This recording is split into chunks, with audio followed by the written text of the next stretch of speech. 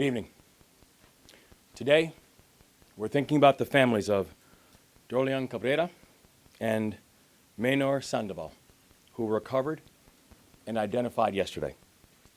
We pray for all of the victims of the Key Bridge collapse and also all of their loved ones.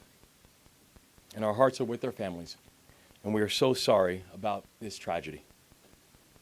Nuestros corazones están con las familias. Lamentamos mucho esta tragedia.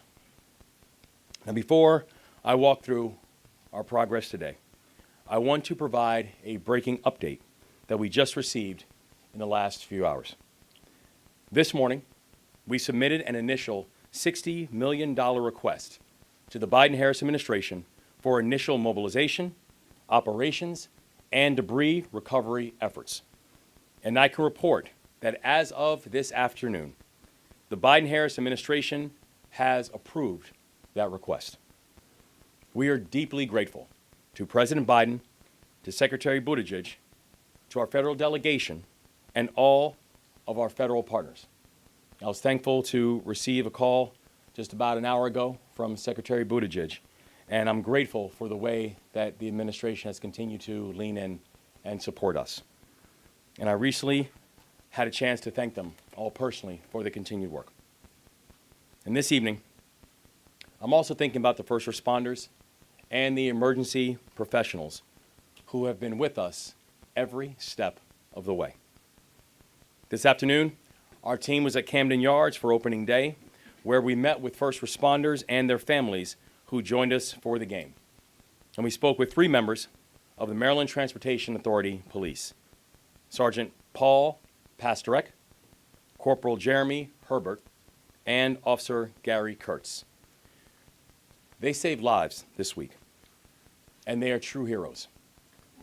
We had a chance to speak about not just the lives that they saved by being able to halt traffic just as the bridge was collapsing, but also the unimaginable reality that even after the bridge had collapsed, had that traffic not been stopped in the darkness, cars would have continued to come.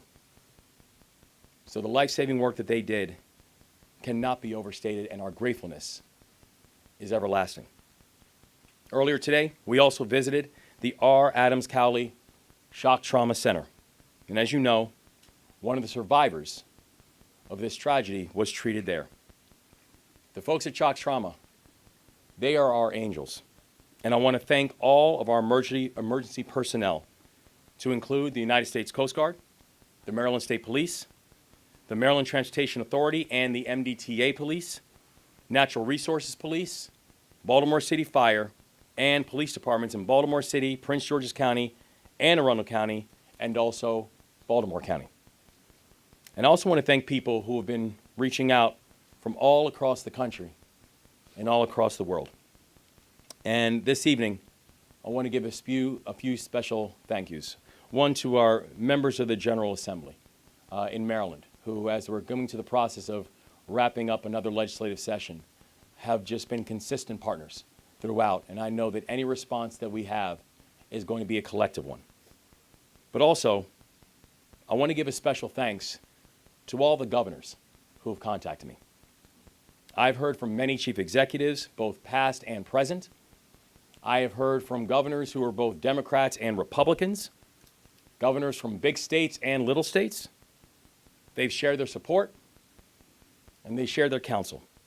And they've reminded me that in this moment, Maryland is not alone. At this point in the recovery, we are moving at full speed on a number of key priorities. And I've issued 4 directives to this team. The first, we need to continue to focus on recovery, because it is our obligation to bring a sense of closure to these families. The second, we need to clear the channel and open vessel traffic to the port, because the health of the Maryland economy and the national economy depends on it. Third, we need to take care of all the people who have been affected by this crisis. And that means the families, that means the workers, that means the businesses, that means the first responders, that means everybody. And in the military, I know I was taught something. And one of the things we were taught is you always take care of your people. And we are going to make sure that in this moment, we take care of our people. And fourth, we need to rebuild the Francis Scott Key Bridge. Going forward, you can expect regular updates on each of these 4 directives, but I want to be clear. This work will not take hours. This work will not take days. This work will not just take weeks. We have a very long road ahead of us. We understand that, and we're preparing. And yesterday morning, our team and members of the federal delegation traveled to the site of the collapse on a Coast Guard cutter. You've had a chance to see the wreckage from far away. Yesterday, we had a chance to see it up close. And when you have a chance to see that wreckage up close, you fully understand the enormity of the challenge. This is an incredibly complex job, and our timeline will be long.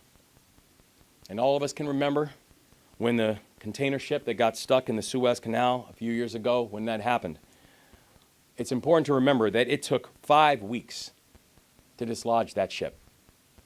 Well, if you think about what the dolly is almost as long as the Eiffel Tower. And the dolly has the key bridge on top of it. We're talking 3,000 to 4,000 tons of steel that's sitting on top of that ship. So we've got work to do, but we're moving. So first, on recovery, the best evidence we have at this time suggests that to advance our recovery efforts, we need to do more work in order to clear the channel. As of last night, the Maryland State Police have suspended diving operations due to security concerns, and further engineering analysis is ongoing to determine our next steps to bring closure to the families and set the course for salvage operations. As of this morning, I also received a briefing from the Unified Command on the extraordinary conditions our divers are working under. What our divers are seeing right now is this, is that water is so dark and the debris is so dense that in most instances, our divers cannot see any more than a foot or 2 in front of them. So much of the operation is simply feel.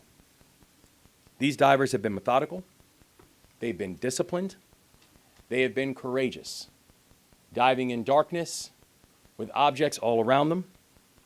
And so to all of our divers, I want to let them know that we are grateful for their service. Second, on clearing the channel and opening the vessel traffic to the port, I've said it before, I will say it again, and I will keep on saying it. This is not just about Maryland. This is about the nation's economy. The port handles more cars and more farm equipment than any other port in America. And at least 8,000 workers on the docks have jobs that have been directly affected by this collapse. Our economy depends on the Port of Baltimore, and the Port of Baltimore depends on vessel traffic. Yesterday, we were briefed by the commander of the U.S. Army Corps of Engineers for the Baltimore District, and she laid out her team's efforts with the U.S. Navy to mobilize major resources from around the country at record speed to clear the channel. Under the leadership of Colonel Pinchason, the Army Corps is moving the largest crane in the eastern seaboard to Baltimore to help us. And it's estimated that that will arrive later on this evening. And third, taking care of our people. I want to provide 2 updates. The first, the Maryland Department of Labor now has established a hotline for unemployment insurance for workers affected by the collapse. The number on that hotline is this, 667-930-5989. I will say it one more time, 667-930-5989. I've also appointed an administration liaison to work with the families of the victims in their time of need and letting them know we are going to be here for them and with them. And I want to thank the leaders and organizations that have stepped up in order to help these families as well. Fourth, on rebuilding. We cannot rebuild the bridge until we have cleared the debris. We are working closely with our partners to marshal the funds to move forward on that build so we can be ready when we reach that point of the work. And I want to end by assuring the people of Maryland that this work is moving together at a full clip. And this work is moving forward together. The best minds in the world are here, right now, in Baltimore. They are working on this project in a methodical and a rigorous way, and we are continuing to work with leaders in the community to provide the support to the families and all of those affected. To the people of this state, I say we are going to get through this because we are Maryland tough and we are Baltimore strong. And in this moment, before I hand it off to the U.S. Coast Guard, I want to say we're also here joined by the Maryland State Police, the U.S. Army Corps of Engineers, the Maryland Department of Transportation, Senator Ben Cardin, Senator Chris Van Hollen, Congressman Kweisi Mfume, a representative from the Federal Highway Administration, County Executive Johnny Olszewski, the Mayor of Baltimore City, Brandon Scott. And I'm grateful for all the partnership that they have all shown in this time of need. So now, I will hand it off to the Coast Guard and a briefing by Rear Admiral Gilreath. Admiral. Thank you, Governor. Thank you. Good evening. I'm here representing the Unified Command tonight. My name is Rear Admiral Shailen Gilreath, but the people that you see to my right, they are people that make up that Unified Command.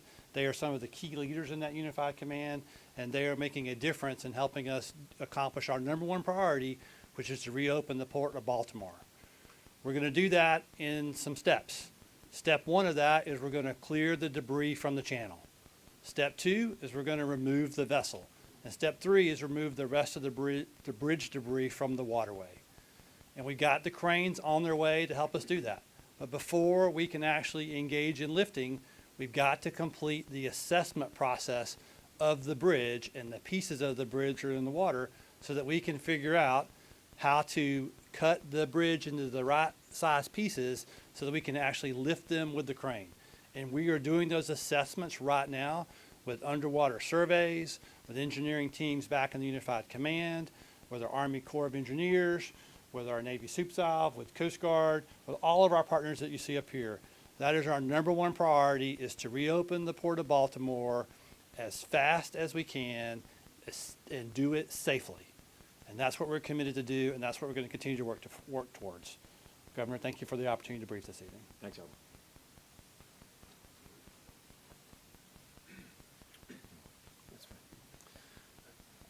Good evening again. Paul Wiedefeld, Secretary of Transportation. First, again, I also want to echo the Governor's thanks to the Biden administration, U.S. Department of Transportation, excuse me, and our delegation for receiving those dollars, that's $60 million today, within hours of, in effect, asking for those. These dollars are essential for us to proceed quickly and safely with the debris removal, the demolition, traffic operations, and other emergency needs. We're very grateful, obviously, for the quick response. As you heard, our federal partners are focused on clearing the channel as the number one priority. MDOT's focus is also in that area, but also we have to do other things. First, we got to deal with the traffic implications of losing part of the 695 Beltway. Second, we have to work with the port on the job issues and on their business needs. And then third, we have to start the planning and the design for the rebuilding of the Key Bridge. In terms of traffic, we are already seeing the impacts along the alternative routes in our communities. Since the collapse, each day about 15,000 additional vehicles are traveling through the Fort McHenry Tunnel, I-95. And about 7,000 additional vehicles are using the Baltimore Harbor Tunnel, I-895. The bridge was also a crucial route for tractor trailers that cannot use these tunnels, the two tunnels.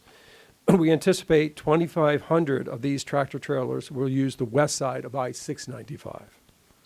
We are continuing to evaluate traffic flow in and around Baltimore and across the region and can make adjustments as needed. To help the alternative corridors moving, we have deployed additional emergency response vehicles to respond quickly to any motorists in need of assistance and clear crashes. The second area of focus for us, again, is the workforce support that we're providing to the Port of Baltimore workers. To continue this work in partnership with the Maryland Department of Labor, as the governor mentioned, to identify impacted needs and what we can do.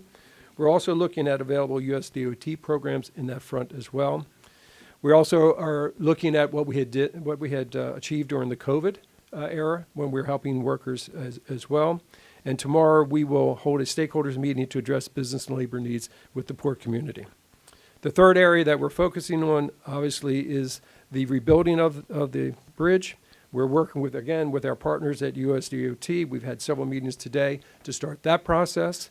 That will take a little bit longer as we start the planning design of what that will be, and then we will have an ask for funds in very short order there. In closing, obviously, we understand the enormous impact this is having on families, commuters, and the region as a whole. We ask everyone to be patient as you can be, and we ask them to please travel slowly, give themselves some more time so we don't create other issues, particularly for the work that we're doing out there in our highway system. And I can assure you we're going to work as quickly as we possibly can, but we're also going to work safely. Thank you for your attention.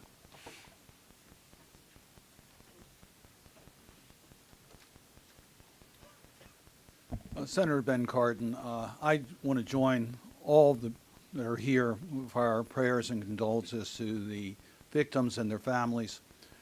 Our hearts go out to you, and our thanks to the first responders who literally saved lives and are working every day to get the port open and to get this bridge rebuilt as quickly as possible. Governor, I want you to know your federal delegation is with you. We thank the Biden administration for the quick action in regards to the emergency funding. We are pledged to work with you for any action that's necessary from Congress to make sure that you have the support you need to get that port opened as quickly as possible, the channel opened, and to get the bridge replaced with the type of bridge that we need to meet the current needs. We are committed to working with you. Our top priority right now is to get the channel opened because we recognize the economic impact that it has.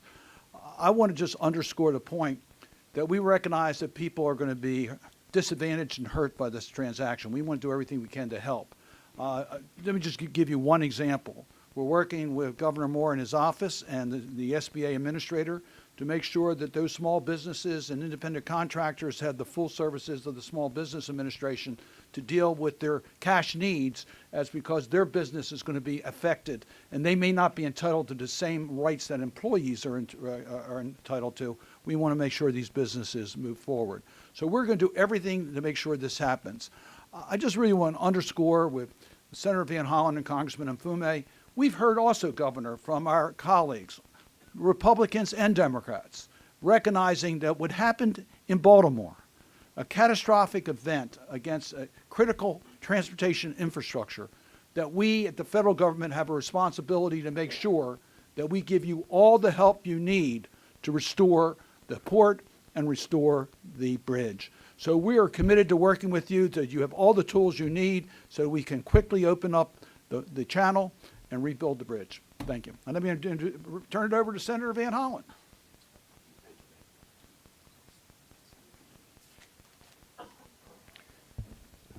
I want to start where the governor did and where Senator Cardin and others have. Our thoughts are with the families of the 6 construction workers who died. And we will be with them every step of the way. Thank you, Governor, for all the support your team has given to them, and also to the first responders who the governor described in detail, the kind of risks they've taken on themselves to undertake this effort.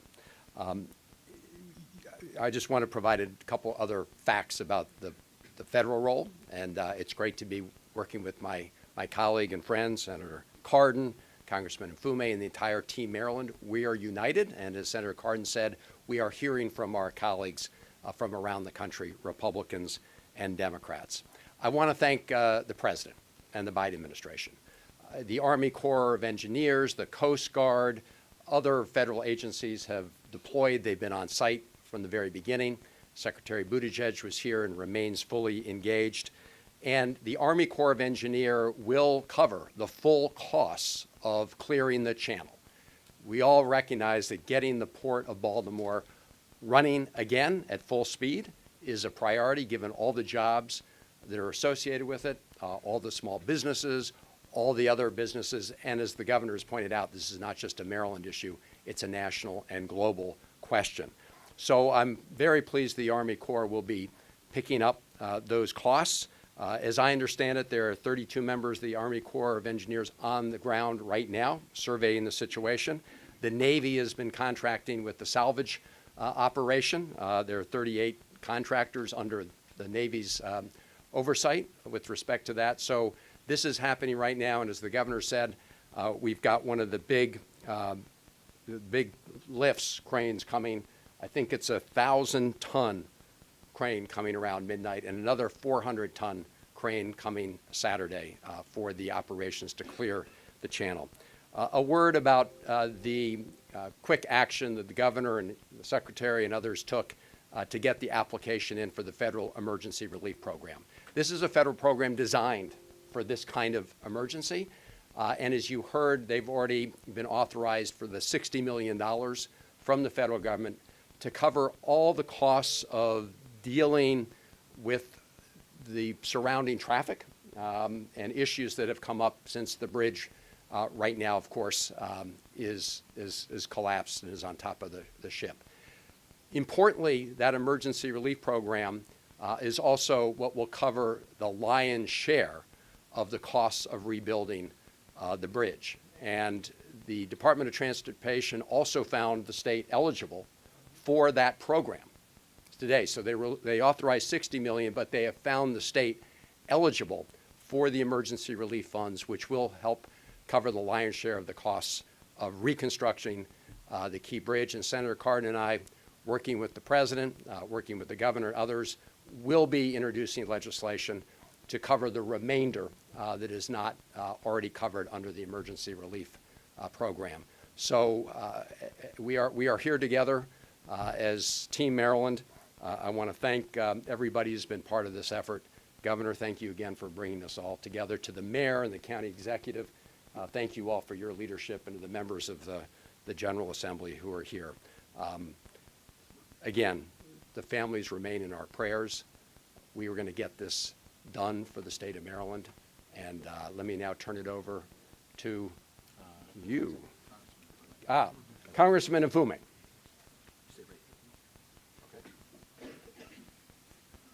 Thank you very much, Chris. Governor, I don't know if it's been said enough, so let me just say it, that the fact that you have made this a very transparent process is important, because people all over the country are getting unfiltered, real facts in real time about what's happening, and I think that helps all of us in the process. I'm Kweisi Mfume. This is my congressional district, and Senator Cardin and Congressman Hollen, the three of us represent just a part of Team Maryland. On this issue, I think it's fair to say that all of Maryland and their congressional delegation is a team, and you've seen some of the statements that have gone out and the one that will be going out. A couple of quick things. The main thing is the main thing is the main thing. So allow me to be redundant for just a moment. These families that are impacted can never, ever get enough of our condolences, our prayers, or our sympathies. It could have been any of us, anytime, anywhere, in a situation that we could not have predicted. So the reason we keep lifting them and asking you to lift them in prayer is because they will never be the same again.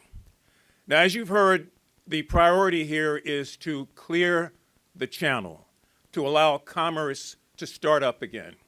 It is not an issue that just affects Baltimore. It affects supply chains all over the country in every state of the union. And so we are seeking to find a way to bring all assets to bear to make a real difference, to allow that process of commerce to begin again. Are there secondary matters? Yes. We're talking about the third largest estuary in the world and the first and largest estuary here in America, the Chesapeake Bay. It's a channel that's important for so many different reasons, whether it's aquatic life or anything else. We want to again say, as the governor and others have said, that these divers are putting themselves at great risk, but they continue to dive. We understand that there were hazmat materials in several of the containers. We're concerned about what happens if that gets into the bay. And we are concerned also that if for no other reason, people look at this as an American tragedy, not a tragedy just for this region. I've been in touch with the Speaker's office today.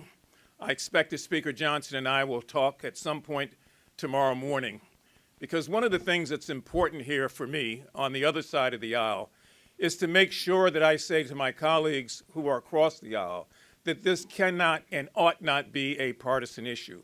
And I've seen some of the comments that have come about and some of the things that are being said. Please resist that. Democrats and Republicans have to find a way to work together on this. Otherwise, we will never get through it, and we will never decide the kind of future that we want, so that things like this are met with in the right way and dealt with in the right way. So my plea is to end any potential partisanship here and to find a way as Americans all over this country to work together. There will be insurance claims, yes. Money will be returned, yes. But in the process, we've got to move swiftly to clear the channel. And thank you, Governor. I want to thank the mayor and the county executive, all the other persons who have been involved. The Commandant of the Coast Guard will be here tomorrow, and I suspect we'll get even more information. Thank you very much.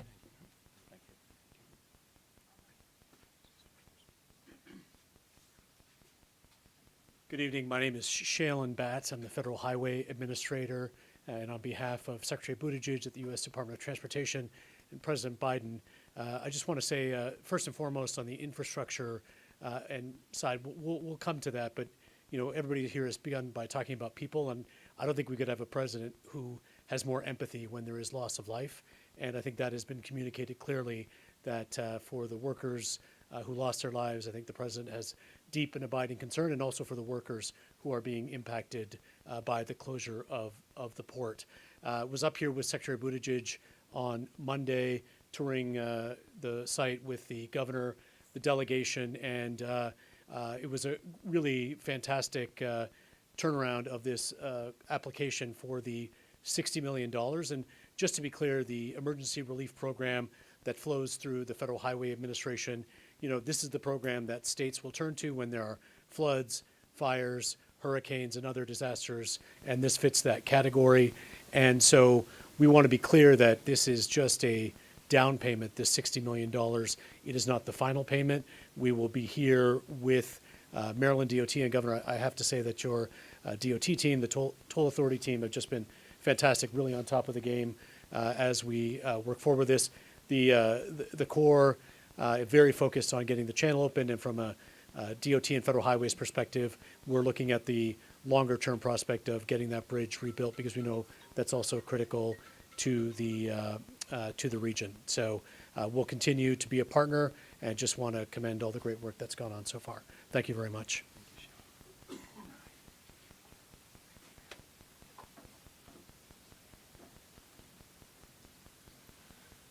Good evening, Baltimore County Executive Johnny Olszewski, and these are truly unprecedented, trying times. And in the midst of dealing with unspeakable tragedy, we're also trying to then also move forward with a road to recovery and resiliency. And to have leadership in this space, led by our governor, but to have leadership at all levels stepping forward in this moment is truly heartwarming. I know people are feeling this very deeply in a very personal way, including the families who have lost their loved ones. We know that the majority of those who were impacted and lost in this tragedy were Baltimore County residents. And I want to just assure that in addition to all other resources, Baltimore County will be there to provide everything that we can to those families who have been impacted by this horrific tragedy. I want to thank President Biden, Secretary Buttigieg, and the governor for their prompt and swift action on this application. I think the swift approval speaks volumes just to how serious our partners take the work ahead of us, It is making good on the president's commitment that all federal resources necessary will be marshaled to move forward on clearing the channel and rebuilding the bridge. And as we speak to the family, and I had the opportunity to do that yesterday, as we talk to port workers and impacted businesses, we know that certainty and that clarity is so important. And so to the families affected, you are not just in our prayers. To our dock workers, you are not just in our prayers. We are seeing action in the immediate aftermath of this tragedy. And, you know, I just want to again echo the governor's call to thank our first responders who continue to this day, at this moment, to be out there actively working for and on behalf of our residents. It is a privilege and honor to serve alongside you, Governor, and the incredible representatives who will continue, not just this day, but in the days ahead, to make sure we move forward together. Thank you.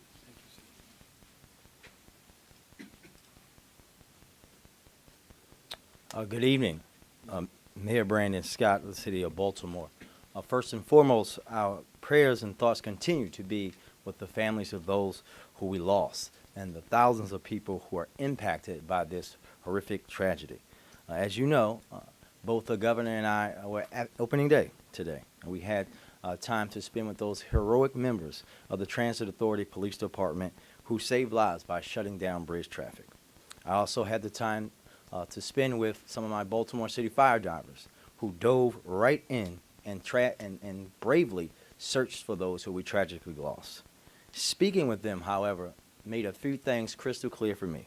One, the dedication, determination, and selflessness of our first responders should never be questioned, ever.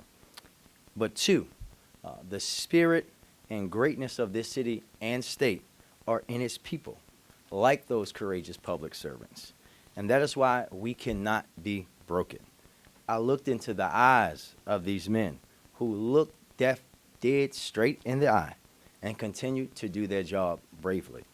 I didn't see brokenness or despair.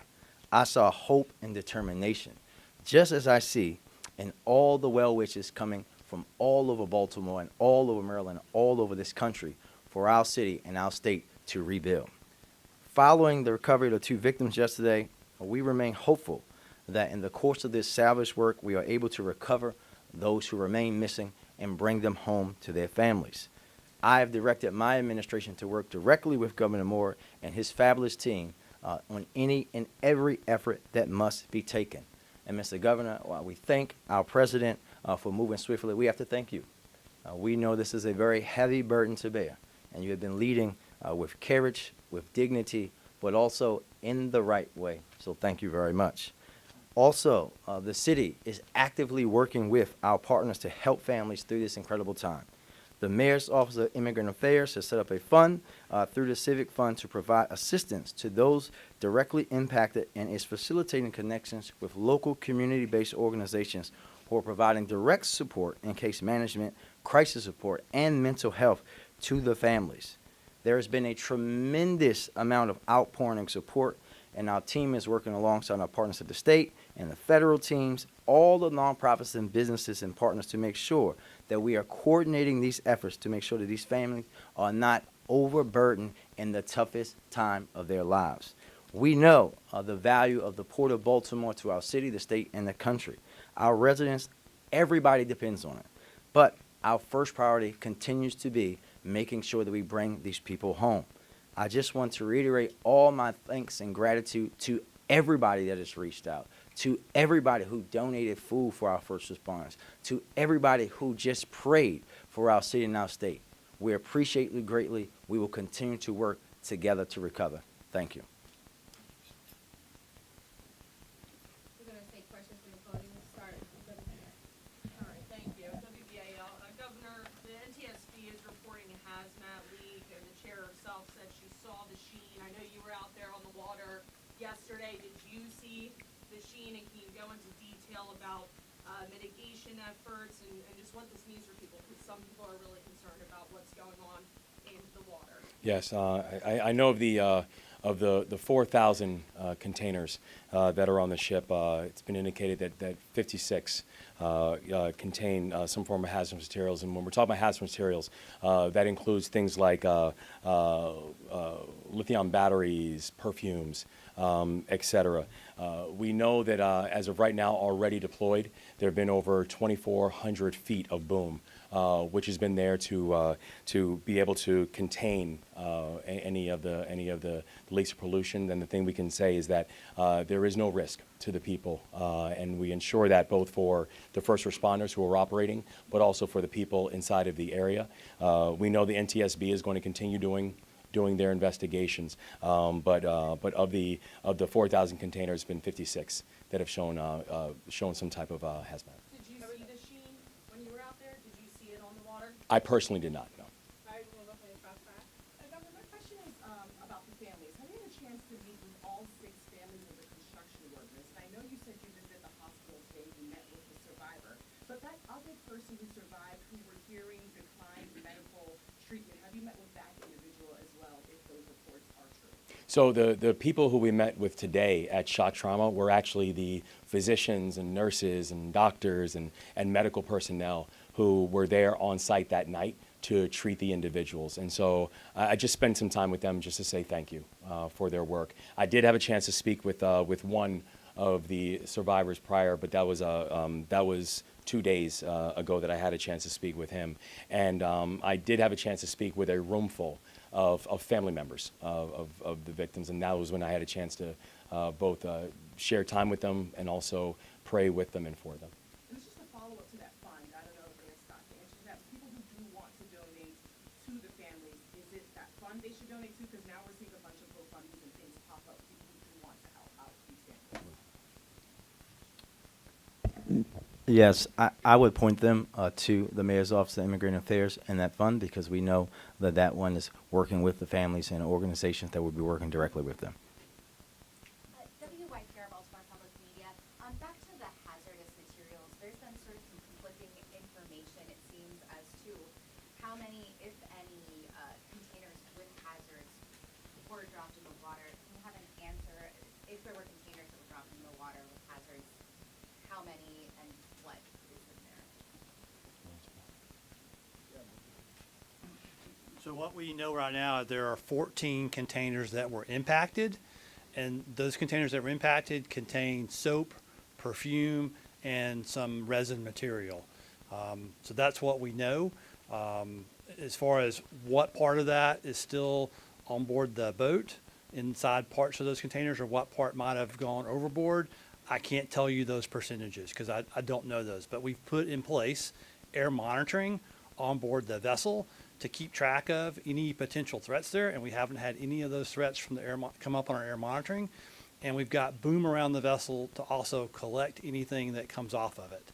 The sheen that I think's been reported, I think has to do with there's a bow thruster on the front of the ship that allows the ship to normally move to port or starboard as it's coming into port, approaching a dock, et cetera. There's some oil associated with that bow thruster, and we think there were roughly 80 liters of oil in that area. And so we think that's really where the sheen's coming from. But our ability to get directly underneath that is really too dangerous, because that's where those containers are hanging off the side of the ship, as well as the pieces of the bridge that are there. And we're trying to keep our first responders, as the governor and everyone else has set up here, we're trying to keep them as safe as possible. We do not want to make this tragedy for those families worse. Sorry, just impacted, like what is Impacted is everything from the bridge falling on them and they're potentially cracked open the container, to more serious damage to the container, and they're in different stages of that when you look at it. All right, you think, sir? Governor, here, Yes, sir. I have a question about the bridge itself. If there were stronger protective systems around the pier, could the collapse have been avoided? Do we know that yet? We know that NTSB is conducting a thorough investigation into what happened, and I think it's still early days of the investigation. So we would not want to speculate as to what could have or should have preventative. The thing that we know is that we are going to and will continue to focus on making sure that our infrastructure in our state is safe. But I know in that specific incident, NTSB is still in the early stage of their investigation. COP, please. Go ahead. What can you tell us, if anything, about how the construction workers on the bridge learned of what was ultimately about to happen? And separately, can you just give us the exact number of remaining construction workers that are still outstanding at this particular point? Yeah, so the investigation is still ongoing as to how individuals were notified once the initial Mayday call came in, and what we know right now is that there are still 4 individuals who we're still unaccounted for. 545. Yes, Governor. You've already touched on it, and the ball is rolling, and that is certainly good news with the facts and figures of the help that's already here. But from the heart, what do you say to the people of Baltimore in particular regarding what you call this very long road after what's happened? Notably, when talking about how this will certainly affect the commute, people's work, and their daily lives. What do you say? I'd say to the people of Baltimore is that there is no higher priority than making sure that we can return not just a sense of normalcy to them, but also continuing to give them an opportunity to live in a community that is growing and thriving. We have been moving on this literally since the early hours of when the incidents happened, and we haven't stopped, and we're not going to stop. That every priority in terms of how are we thinking about alternative routes in terms of supporting their transportation needs, about making sure that we are both caring for the families and the victims while also making sure we're prioritizing the clearing of the channels and making sure that we are going to get the port of Baltimore opened and get this bridge rebuilt. And that is our core focus. To follow up, please, with Mayor Scott. Same question, Mayor. What do you say to the people of Baltimore in particular about how are you expecting them to come? I think the governor hit the nail on the head, Keith. This is a priority for all of us, but what we have to ask our residents is to be patient, because we have to not only do this quickly, but do it the right way so that every T is crossed, every I is dotted, and that we make sure that we are building our infrastructure to be stronger in the most quickest and fastest way. We all understand the importance and will be there to support our residents, but we have to do it the right way. All right, Ms. Bradville. Look, I know you don't want to give a specific timeline for very obvious reasons, but I did one crane, the Chesapeake 1000 has arrived, talking about other cranes that have looked a lot. I talked to someone today who's in the industry, and he described how they're going to cut the bridge into pieces and pick it up and switch the bottom and dive it in and put it in the explosive charges. Realistically, how quickly can we get this done? The person is telling me that it could be a matter of weeks. I mean, what's your most optimistic? Again, I understand you don't want to be talking about that, but what do you think it could really be? There is nothing that we will not do to be able to speed up and making sure that we have a swift and a proper conclusion, and make sure we're getting it complete, and making sure we're also doing it safely, making sure that we're also doing it in a coordinated fashion. And the thing is, if you look at the precedents on this, we understand that this is daunting. This is complicated. It's complicated because of so many of the variables that have been laid out before. And we mentioned before about the vessel and the container ship in the Suez Canal. Just simply moving that took 5 weeks, just simply to dislodge it, right? And what we saw when we went out there on that Coast Guard cutter, we saw a vessel that was almost the size of the Eiffel Tower. If the Eiffel Tower was laid down, this vessel is almost the size of the Eiffel Tower, and the only difference is that it now has the key bridge laying on top of it. This is remarkably complicated, while this is also having a salvage operation with many, many moving variables. The reality is that at this point, there are far many unknowns than knowns. And so the thing that we can say to everybody in our state is that this is a team that is coordinated. This is a team that is not just working hard, but working around the clock to making sure we get to a proper completion. But we also know this is going to be a long and a complicated process. And we are going to not just need people's patience on this, But we want to let them know we are going to get this done. But no ballpark estimate, weeks rather than months, versus opening the shipping. This is going to be a long process because it's a very complicated process. But people should rest assured we are going to get this done, and they can bet on that. We'll go to the banner. Hello, how you doing? Who will be responsible for the rebuild, and what will that process look like? So we're going to actually have a collective rebuild. This is going to be a rebuild that will include our federal partners. This is going to be a rebuild that will include the state and our local partners. This is going to be a rebuild that will include the private sector. This is going to be a rebuild that will include our unions. This is going to be a rebuild that will include everybody. Because we understand the complexity of being able to put this up and put it together in the first place. And remember, to the initial construction of the key bridge took 5 years. So we know that we are going to move with speed and we're going to move with safety, but it is going to require everybody involved in that process. Are there any particular companies that you're looking into right now? No, it's still too early to go through individual companies. I'm gonna take Telemundo. Yes, Telemundo for the phone. This morning I called with Hernandez's mother. She told me his son wasn't a U.S. citizen, but he gave his life for this country. What is your thought about this, and what your office, mayor office, and executive office could do for this family? So our heart breaks for these families because these families are living a nightmare. They are receiving information, and that night when this tragedy first happened, they received news that none of us would ever want to receive. And so when we say that we stand with them, and when we stand with them, it's both that we are praying for them, and they have prayer angels all around them, but it's also making sure that they know that this is going to be a larger community that will be there for them. And so it still comes back to the basic humanity of this situation. I remember when I met with many of the family members, the thing they most wanted me to remember is that these were fathers, and they were brothers, and they were cousins, and they were husbands. They were people whose families loved them. And I can tell you, as the son of an immigrant myself, I know my partner in the work, our lieutenant governor, is the first immigrant ever elected to statewide elected office in our state's history. It still comes back to the basic humanity, and our heart breaks for these families. Last question, JB.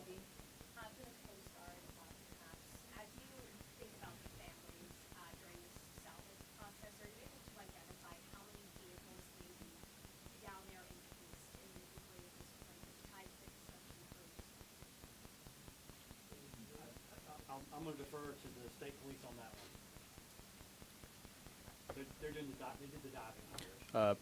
Based on this morning's briefing, once we cease diving operations with physical divers, we sent remote vehicles down there with sonar arrays that were able to plot what's actually down there. We know there's at least one vehicle, larger in size, that is completely encapsulated by the structure, the superstructure of the bridge, concrete, rebar, etc.